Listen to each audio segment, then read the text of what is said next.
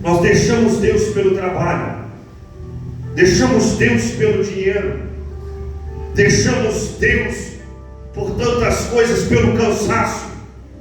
Eu falo porque eu mesmo já tive nesse tempo. Eu mesmo já fui dessa maneira, mesmo sendo pastor. Hoje eu priorizei Deus, mesmo sabendo que algumas áreas seriam atingidas. Mas eu entendo que a maior preciosidade que nós temos é a nossa alma. Se a nossa alma ela é preciosa, nós temos que entender que primeiramente ela tem que estar dia após dia conectada com o Espírito Santo de Deus. E o único meio dela estar conectada é através de uma adoração sincera. Porque não adianta eu dizer que eu amo a Deus por lábios, sendo que a minha atitude não prova verdadeiramente que eu o amo, não prova verdadeiramente que Ele é a minha prioridade. Quando de fato algo toma o lugar de Deus, isso se torna idolatria. E hipócritas somos, porque nós dizemos que os católicos são idólatras, que muitos outros são idólatras, quando outras coisas tornam-se idólatras na nossa vida. Há outras adorações: dinheiro, esposa, marido, trabalho, tantas coisas. Isso se torna idolatria em nossas vidas, e deixamos elas vencer aquilo que de fato é importante em nossa vida. Porque se verdadeiramente sois de Cristo,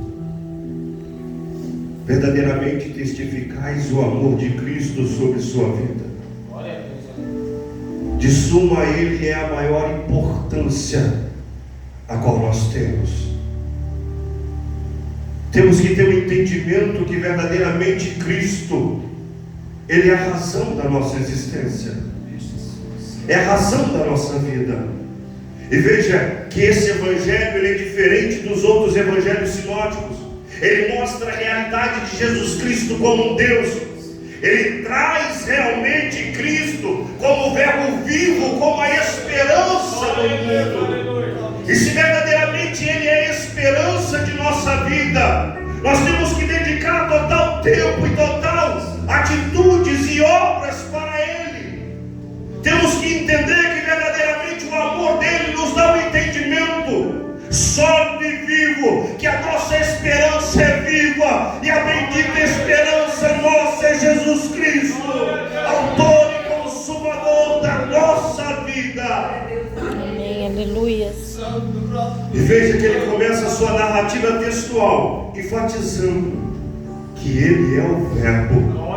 Jesus Cristo é Deus, e que desde o princípio Ele já estava com Deus. E veja, este verbo encontrado, que Ele traz aqui na pessoa de Jesus Cristo, Ele traz a menção que Ele é eterno, e o seu estado de ser é na eternidade. É por isso que Ele diz: no princípio era o Verbo. Quando Ele traz a expressão no princípio era o Verbo, Ele está dizendo de eternidade a eternidade Ele sempre existiu. De eternidade a eternidade Ele sempre houve, e não há outro além dele. De eternidade a eternidade tudo fora criado por Ele, e para Ele são todas as coisas. João ele traz com cautela e segurança este versículo para que nós possamos ter uma certeza em nosso coração e convicção que Jesus Cristo, Ele sim é Senhor. Somente Ele é o Rei da Glória. Aleluia! Somente Ele é Deus para toda a eternidade. Glória a Deus.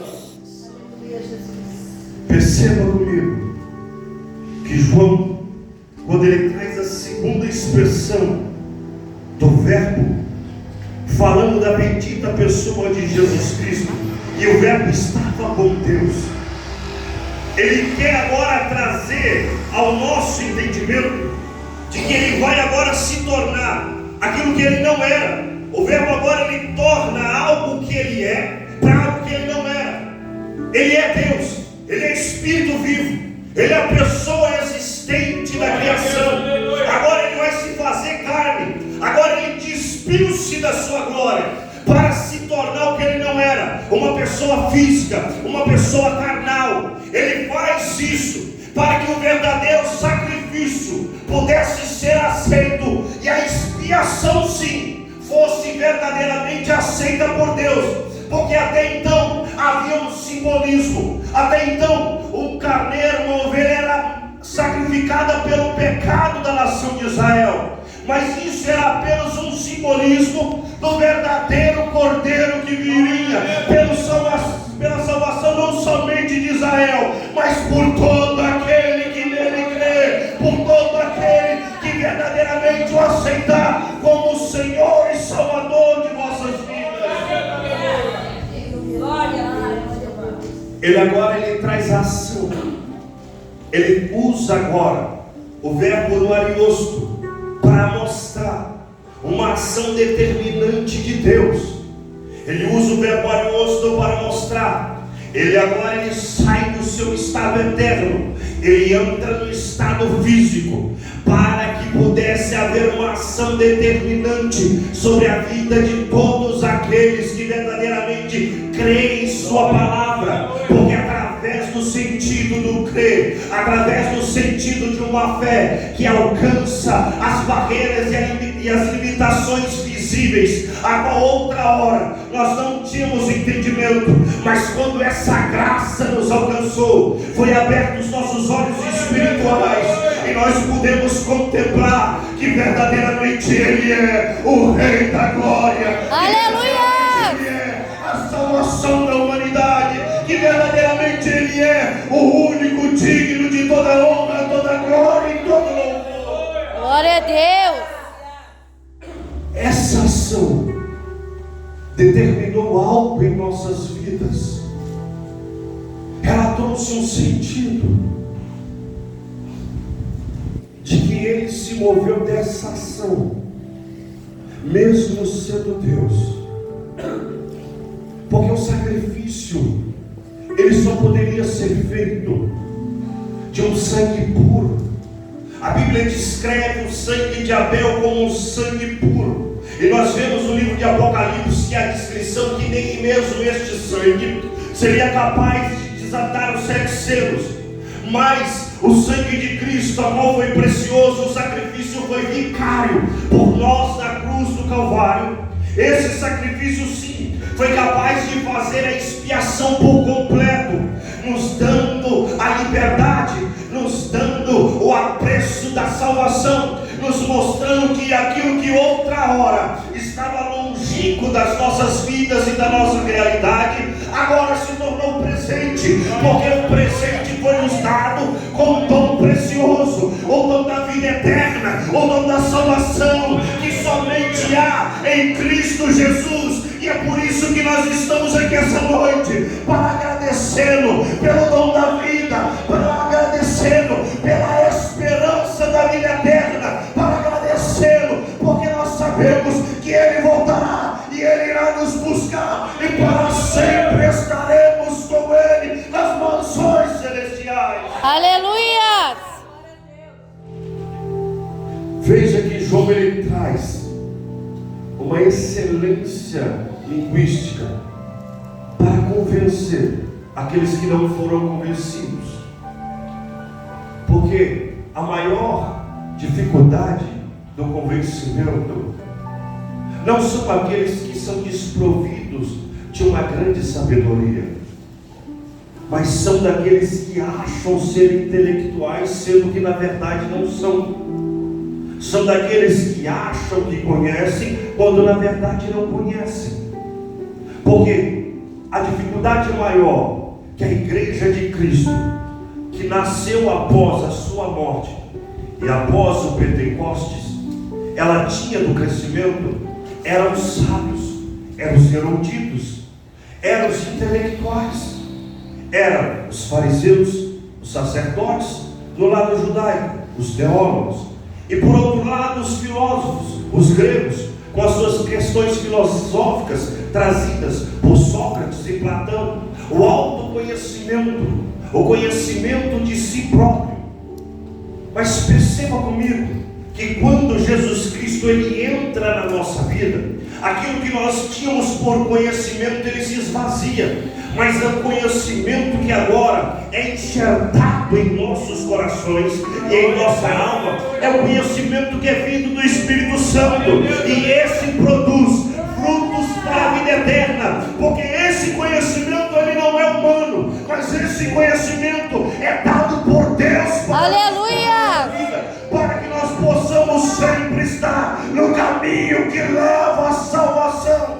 Glória a Deus!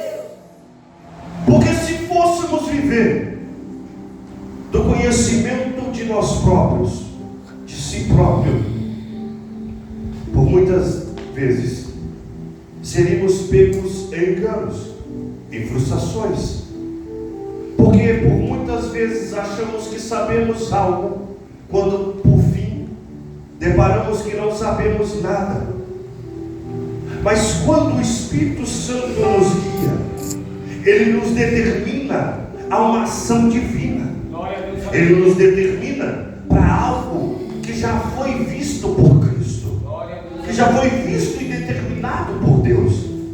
E quando nós andamos no centro da vontade de Deus, percebemos algo gracioso, que agora verdadeiramente estamos caminhando no caminho de paz. Glória a Deus, aleluia. Foi falado aqui sobre a tempestade, sobre as frustrações, sobre as dificuldades. Mas se verdadeiramente Cristo habita na nossa vida, nós temos a paz que excede todo entendimento. Aleluia! Essa paz, ela nos incumbe a realidade de Cristo. Foi falado aqui que nós não devemos murmurar, porque quando nós murmuramos, nós deixamos essa paz de lado. Nós deixamos e impedimos que o Espírito Santo de Deus haja sobre a nossa vida. Por isso, a palavra de Deus nos ensina: em tudo dai graças, em tudo seja grato, como foi o tema das crianças ontem. Em tudo seja grato ao Senhor, porque quando você é grato pelo dia mau, o dia bom que está no Espírito. Aleluia!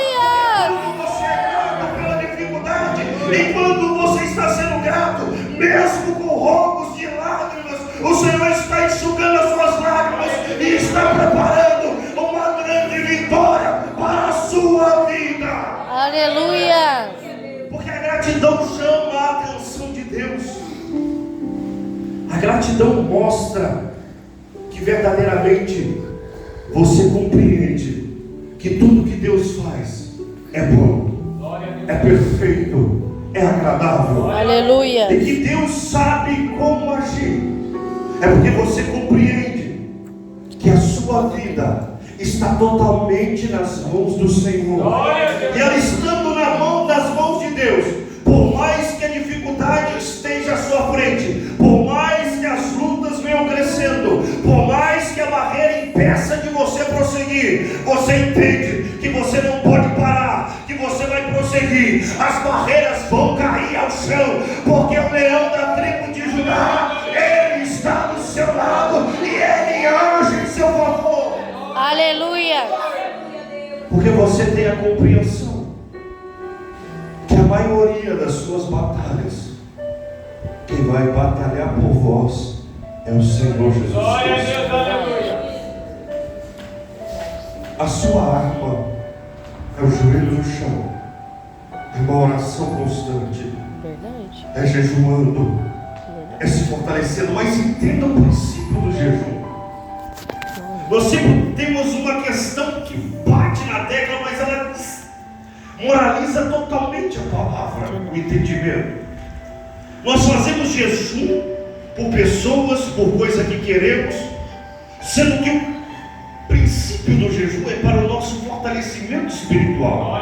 O foco do jejum é para que nós venhamos nos revestir do Espírito Santo. Não é para conquistas. E quando nós conquistamos algo, sempre dizemos: pagamos o preço. Pagamos nada. O único preço foi pago na cruz do Calvário, por mim e por você. O foco do jejum, o objetivo dele é te fortalecer espiritualmente. Te fortalecer espiritualmente, ele te conecta com Deus, ele te conecta com o Espírito Santo, ele te dá autonomia, autoridade, ele te dá poder, ele te dá revestimento, ele te dá graça, ele te dá autoridade. Aleluia. É por isso que quando você começa a agir em meio a essa autoridade, as coisas começam a acontecer. Tudo começa a se encaixar no devido lugar. Não é porque você pagou o preço, porque o preço já foi pago, mas é porque você entendeu que vocês têm que estar dia após dia conectado com o Espírito Santo de Deus. Aleluia. E quando há essa ligação, Deus derrama poder e autoridade sobre a sua vida. Glória a Deus. E agora aquela palavra que sai da sua boca, ela começa a agir com poder, começa a agir com unção, começa a ser usada de uma forma sobrenatural, porque a autoridade de Deus que foi derramada sobre a sua vida, agora ela começa a alcançar o objetivo que foi proposto pelo seu coração, porque verdadeiramente agora você está como Deus realmente deseja que você esteja. E veja, João agora ele traz e ele enfatiza essa carta com aquilo que ele crê, e que por ele foi feito todas as coisas, porque ele sempre existiu, e que tudo é perfeito porque ele fez. João ele traz uma certeza: ele criou tudo do nada, nada existia e ele criou. Nós dependemos de uma matéria existente, do vidro para criar um púlpito, dependemos de alguma coisa existente para criar algo que não existe. Já o Senhor, ele trouxe do nada a existência de tudo. Glória a Deus, aleluia. E João ele traz essa percepção para que todos possam ter um entendimento. Verdadeiramente ele é o Rei da Glória. Verdadeiramente ele é o único, digno de toda honra, toda glória e todo louvor. E veja que quando ele, mais uma vez, ele usa a expressão, agora no substantivo do ariosto, ele quer trazer uma expressão trazendo, e o verbo se fez carne. Glória a Deus. Agora ele está referindo a história do passado, do início, e agora ele vem trazer um novo estado de tempo. Ele indica uma existência continuada no mover de Deus. Veja, ele trouxe o passado, a criação, ele sempre existiu. Ele trouxe a primeira expressão do verbo no ariosto, trazendo agora ele se fazendo carne, trazendo um estado físico a qual ele não esteve antes. Mais uma vez ele vai usar agora o substantivo no ariosto, trazendo a expressão do verbo, mas ele continua agindo pela pessoa bendita do Espírito Santo de Deus sobre as nossas vidas. Porque Aleluia. vós sois templo do Espírito Santo. E se vós sois templo do Espírito Santo, já a carne não vos controla mais, mas quem controla agora é a presença de Deus, é o Espírito Santo de Deus. A carne já não tem mais voz, mas Deus é quem tem a voz sobre a sua vida. Aleluia. Porque a voz da carne sempre quer te afastar de Deus, sempre quer te tirar da presença de Deus. Mas a voz do Espírito, ela quer te trazer dia após dia para viver o inimaginável de Deus, para viver as promessas do Senhor, para viver a vontade do Eterno, para viver a perfeita, boa e agradável vontade de Deus para a sua vida. Sobrou dois, né? Porque um é meu e E veja, a menina tinha pedido também. que João agora, ele descreve Jesus como um verbo vivo. Glória a Deus. Ele chama a atenção dos teólogos. Agora ele consegue enfatizar, Levideanca, a atenção dos fariseus. a atenção dos sacerdotes, dos saduceus, dos escribas. Porque o objetivo agora era desvendar a escama que estava sobre os olhos dos teólogos daquela época.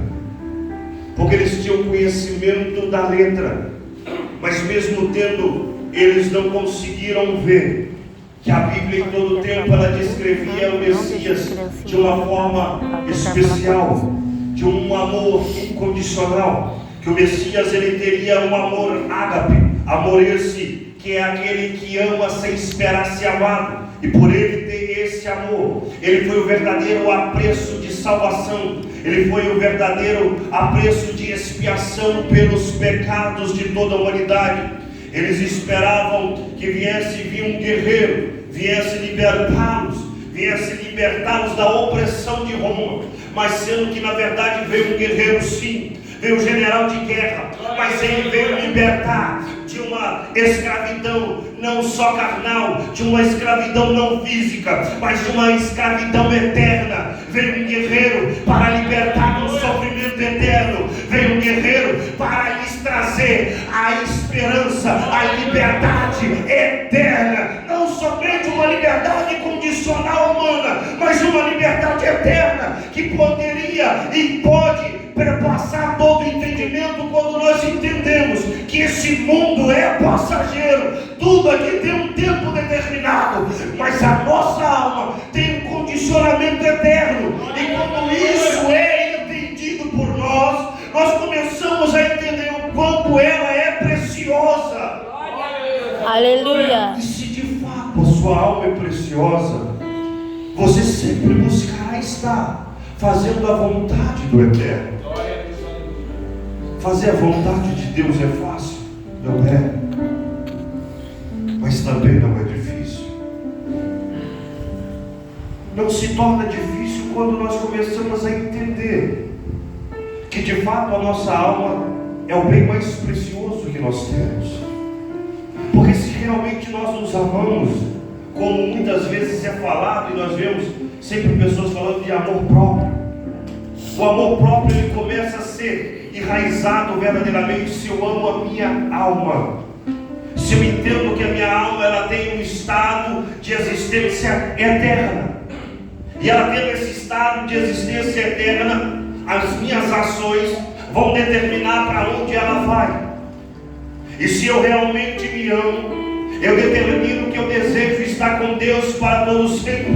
Eu determino que eu desejo ser liberto, que eu desejo ser livre, que eu desejo a paz, que eu desejo o gozo, que eu desejo a alegria eterna, não o sofrimento eterno. Porque pessoas dizem que querem o amor próprio, mas não querem a presença de Deus. Se eu quero a presença de Deus, realmente eu me amo, porque eu entendo que o único que é capaz de me amar e libertar os meus pecados é somente o Senhor Jesus Cristo. Não há salvação no mundo, mas no nosso Senhor, nele sim há salvação, nele sim há esperança. Aleluia. E perceba, agora ele chama a atenção deles, porque algo eles percebem, a expressão do verbo ou palavra. Os judeus tinham entendimento que a expressão usada, palavra ou verbo, que é a mesma conotação, que tem o mesmo sentido, o mesmo significado, era Deus agindo, era um agente de Deus, ou era por meio da palavra de Deus, da Torá, ou era por meio dos profetas, mas era Deus que estava agindo, Deus que estava falando, Deus que estava fazendo, Deus quem estava operando. Agora, ele conseguiu chamar a atenção deles, mas de fato ele também chama a atenção de outros homens que também eram eruditos em sabedorias. Agora ele chama a atenção dos filósofos gregos, porque a expressão do verbo ou palavra quer dizer agente da criação, aquele que determina a existência quando não havia existência. Ele consegue atrair a atenção dos filósofos, que emplacavam os seus deuses, mas não conseguiam construir uma existência autêntica que comprovava que os seus deuses existiam desde o princípio, ou que os seus deuses já tinham feito algo referente divinamente que eles pudessem contemplar com os olhos da fé e com os olhos humanos.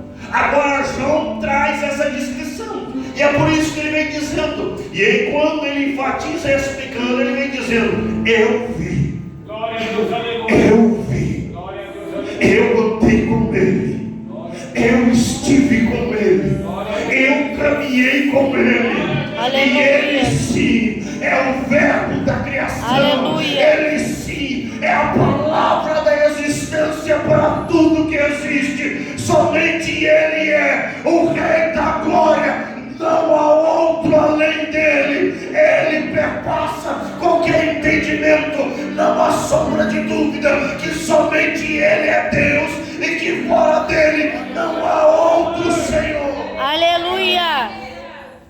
João traz esse conhecimento. Eles começam a contemplar, porque de fato o que João fala é o que João viveu, é o que João viu. Você está aqui essa noite porque de fato você tem esse entendimento que somente Jesus Cristo é o Rei da glória. Ele é o único Salvador de vossa alma. Você está aqui porque você é um milagre, a qual foi gerado por Jesus Cristo. Porque outra hora nós estávamos perdidos, porque outra hora nós não estávamos aqui. Quantas e quantas vezes a minha mãe orou por mim, eu no tráfico, na cachaça, nas drogas, eu mesmo me achava perdido, sem salvação. E Deus de repente muda a história e me coloca como o primeiro sacerdote da minha casa. Glória a Deus, aleluia. E depois, através de mim, vieram os outros. Glória a Deus. Aleluia. Porque verdadeiramente eu creio. Você crê que só Ele é o Rei da glória. Oh, glória, aleluia. Você está aqui hoje, mas outra hora você não tinha conhecimento de Cristo sobre a sua vida. Talvez você não passou no mundo sofrido que nem eu passei, na cachaça, no tráfico, nas drogas, mas só de você estar aqui hoje e outra hora não ter conhecimento de Cristo, mas hoje, por você estar aqui, a sua vida é regada de milagres. Você vive milagres, você vive a transformação divina dia após dia. Você vê Deus agindo em seu favor dia após dia, naquilo que parece impossível, de repente se torna possível, porque verdadeiramente a sua fé encontrou a conexão para te conectar com Deus. Glória a Deus. E veja, você é agente de milagres. Aleluia. É através da sua vida que Deus vai fazer algo novo. Glória a Deus. Não perca a fé, não perca a esperança. Talvez pareça ser impossível, pareça não ter jeito aos seus olhos. Talvez você possa olhar e dizer: Senhor, mas eu já ouvi tanta promessa, tantas vezes foi falado e nada aconteceu. Mas entenda que tudo tem um tempo determinado. E quando esse tempo não acontece, é porque Deus está operando, Deus está trabalhando. E no momento que acontecer, você simplesmente irá se encantar. Porque maravilhas não se explica. Maravilhas só pode ser vivenciado por aquele que realmente deixou Deus agir pela sua vida, Deus agir em seu favor. Somente pode vivenciar maravilhas é aquele que entregou a sua vida por completo para que Cristo trabalhe. Aleluia. E veja, ele traz essa certeza. E no capítulo 10, no versículo 10, João declara que ele esteve no mundo, agora ele mesmo criou, mas o mundo não o conheceu. Mas a falta desse conhecimento, ela só é dada quando nós analisamos e compreendemos o capítulo 3 de João. Por quê? Porque eles queriam e eles esperavam algo que fugia do seu entendimento. Porque quando o homem ele tem um entendimento que o grego, ele quer dizer sineides, conhecimento do seu próprio conhecimento. Ele não consegue compreender as coisas de Deus. Mas quando nós começamos a orar e pedir: Senhor, eu quero conhecer a Tua Palavra. Senhor, eu quero realmente entender aquilo que o Senhor fala. Senhor, de fato eu quero entender aquilo que o Senhor tem para a minha vida. Começa a ser projetado em nosso coração conhecimento de fato que é de Deus. Glória a Deus, aleluia. É por isso que na própria palavra vem dizendo que Ele enviará muitos, enviará até anjos sobre nossa casa, e nós não teremos o conhecimento. Por quê? Porque muitas vezes passamos anos dentro da igreja, mas estamos longe de Cristo. Porque a palavra de Deus está longe de nós. Porque não temos o amor que a palavra realmente espera que nós tenhamos. Jesus, ele diz: aquele que ama a palavra de meu Pai verdadeiramente me ama, e é o meu Pai que está no céu. Porque a palavra não é minha, mas é do meu Pai que me enviou. Nós temos que ter esse entendimento. Quanto mais estamos alicerçados na palavra, quanto mais amamos a palavra e temos sede dela, mais temos o entendimento de Cristo sobre nossas vidas. Amém, Jesus. E a única maneira de realmente andarmos como Cristo quer que nós estejamos é conhecendo a sua palavra. Há um louvor na APA, o 243, que diz: meios de salvar se inventa, clama e roga em seu favor. Hoje nós estamos vivendo tempos difíceis, igreja. Primeiro, na década de 80, começou a maldita da teologia da prosperidade. Ela enfraqueceu muito o propósito de Cristo, da santificação, da purificação, do perdão, do amor alicerçado na palavra. E hoje em dia nós vemos os cultos que vem trazendo que o homem é o centro, que o homem é tudo, quando nós não somos nada, quando quem é o centro verdadeiramente é Cristo, quando somente Ele tem que ser o centro da atenção. Se Ele não é o centro da atenção, nós estamos vivendo um evangelho que não condiz com a palavra de Deus. E nós temos que entender que para realmente nós cremos que Ele é e que Ele está, nós temos que estar alicerçados na sua palavra. E veja que no versículo 11 ele vai dizer, e ele fala que ele veio para os seus, e a palavra empregada aqui para os seus é paraplégios, advérbio com a mesma origem, ou seja, o figurado que quer dizer similarmente ou igual de maneira.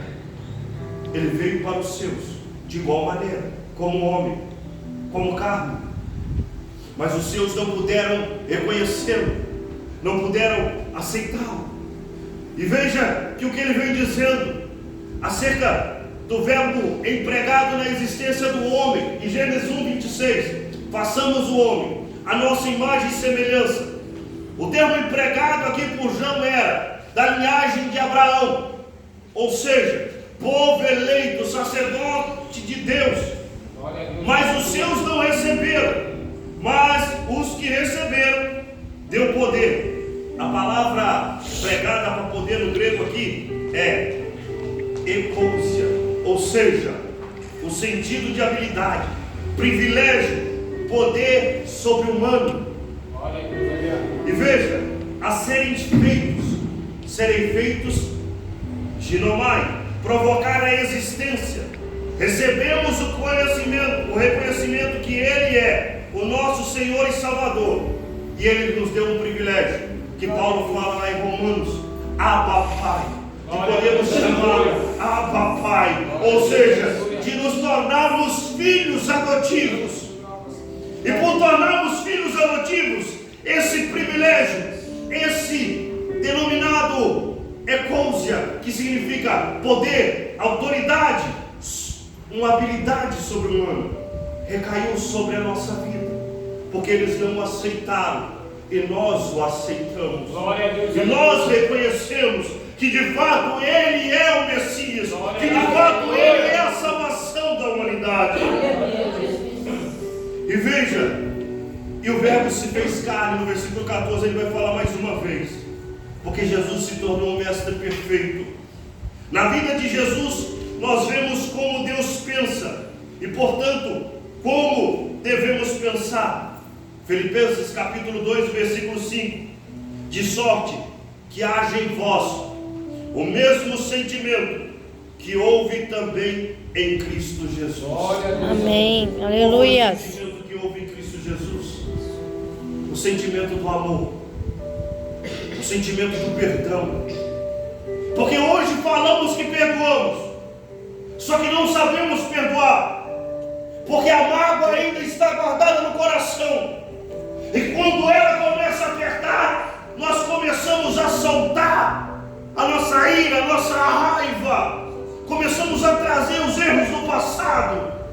Isso não é liberação de perdão. Isso não é viver realmente como Cristo deseja que nós vivemos. Remoer mágoas, isso só vai trazer veneno para você mesmo. Isso só vai trazer enfermidades para a sua vida, porque você começa a adoecer espiritualmente primeiramente. Você impede que o Espírito Santo de Deus ele haja da sua vida de uma forma completa, como ele quer agir. Então comece hoje a entender o que a palavra diz, que quando o Senhor perdoa, ele lança no mar do esquecimento. É de uma profundidade imensa, para que isso não possa voltar à tona. Quem sempre lembra dos erros passados, inclusive os nossos, somos nós mesmos, quando o próprio Deus já perdoou. Então tenha esse entendimento, que é necessário perdoar, é necessário de fato amar, porque muito nós nos falamos de amor, mas se verdadeiramente amamos uns aos outros, nós sempre queremos o bem do nosso semelhante. Nós não podemos ver um erro do nosso próximo, que nós começamos a falar, começamos a julgar, começamos a reunir rodinhas e a comentar sobre o próximo. Isso não é amor, isso é hipocrisia. Hipocrisia não vem de Deus. Hipocrisia é espírito de enganação.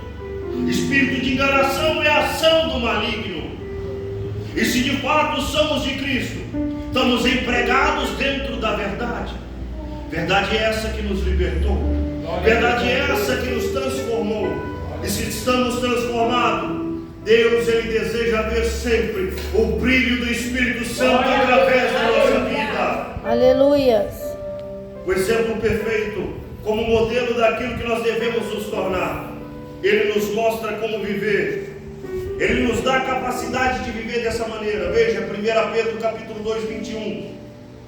Porque para isto sois chamados, pois também Cristo padeceu por nós, deixando-nos o exemplo para que sigas as suas pisadas. O exemplo de Cristo foi o amor, igreja. Ele morreu por amor a todos nós. Ele foi o sacrifício vivo por todos nós. Ele de fato não desistiu porque ele nos amava. No momento que ele estava na prensa de óleo, na agonia do Getsemane, ele pensa em desistir. Ele pensa no sofrimento, porque o sofrimento, ele como um homem, agora ele começa a analisar o sofrimento. Ele começa a analisar a dor. Ele começa a analisar aqueles espinhos da coroa com 15 centímetros, eles entrando o escalpo da sua cabeça agora. Ele começa a ver aqueles pregos de 18 centímetros aproximadamente, ele penetrando o seu punho, porque era colocado no punho, se fosse na palma da mão, ele transpassava. Mas aqui ele encontrava os nervos e ele travava. E além da dor de penetrar o seu punho, ele sentia um choque que irradiava todo o seu nervo. A dor tenebrosa a qual ele esperava. Os açoites, das chicotadas que rasgavam a sua carne, e elas ficavam expostas, e o sangue jorrando. Mais de 449 cortes expostos pelo corpo. Ele começa a ver essa dor, e é o momento que ele diz: Senhor, se possível for, afasta de mim este cálice. Mas naquele momento, em meio ao sofrimento, em meio no momento que ele estava sendo prensado pela dor, já imaginando a dor, já vendo o sofrimento, ele conseguiu de lá olhar para mim, para você hoje, e ele determinou: Senhor, se possível for, afasta, mas seja feita a tua vontade, porque eu sei que haverão homens e mulheres que de fato entenderão esse sacrifício, e de fato eles valorizarão o sacrifício a qual eu faço por eles hoje. E nós estamos aqui porque de fato valorizamos esse sacrifício, porque de fato esse sacrifício penetrou a nossa alma e nos deu entendimento. Éramos nós que tínhamos que sofrer, não ele. Mas se nós seguimos as suas pisadas, vamos dar a mão ao nosso próximo. Dizer: ninguém fica para trás, ninguém se perde. Vamos todos juntos para as nações celestiais. Vamos todos juntos para a eternidade. Vamos todos juntos viver a eternidade ao lado do nosso Salvador. Jesus, ele veio como um sacrifício por todos os pecados. A sua morte satisfez as exigências de Deus para renovação e remoção dos nossos pecados, a remoção do nosso pecado e renovação agora. Porque agora depravados estávamos, mas agora estamos regenerados. Houve uma renovação. A aliança foi renovada com Deus através do sacrifício de Jesus Cristo. A promessa de Jeremias diz no capítulo 31, versículo 31: novo pacto, nova aliança, agora tudo se fez novo. O sangue de Cristo trouxe a renovação dessa aliança. Ele é o unigênito do Pai. Glória a Deus. Enfatiza a unicidade de Jesus Cristo. Ele é diferente de todos nós cristãos. Nós somos chamados de filho de Deus, mas Jesus é o único que desfruta de um relacionamento exclusivo com Deus Pai. Aleluia. Só Ele tem esse relacionamento exclusivo. E Ele deixou por um instante esse relacionamento exclusivo que Ele tinha, para que hoje eu e você pudéssemos ter o dom gratuito que é da vida eterna. Se coloque de pé. Vamos orar, agradecer a Deus.